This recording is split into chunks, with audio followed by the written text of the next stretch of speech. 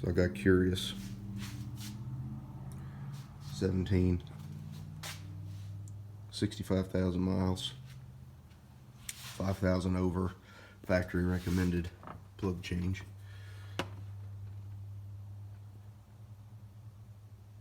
don't know how well this is going to show up, but overall not terrible. I mean, there's fuel deposits, pretty normal, 65,000 miles worth. The center electrode looks good, although I don't know what the factory gap is supposed to be. They're not adjustable on these iridium. So these are tri-tip iridium, which is really odd. I've not seen that before. But looks like the side electrodes have some pretty good wear, but I don't have a spec, so I could be imagining that.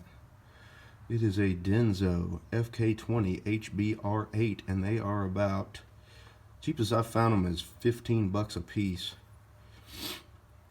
Dealership wants 20, which that's not as exorbitant as I thought it might be. But yeah, there you go. Of course, the passenger side's pretty easy to get at here. I don't know if you can see that. Might have to take this intake runner off, but that's no big deal. The passenger side, or driver's side, obviously not so simple. The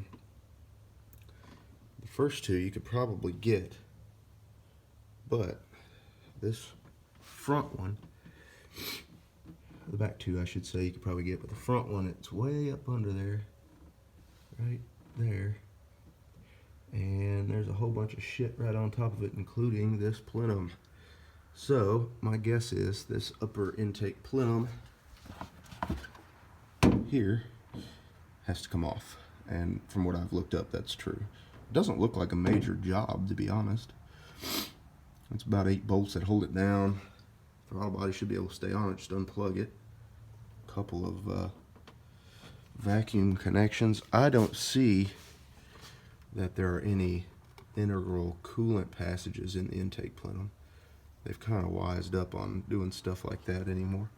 It looks like it just come right off. Anybody wants to correct me, go for it. It looks like a formed silicone gasket. And if that's the case, it's probably, I say probably, somebody can correct me on this as well, but it's probably reusable.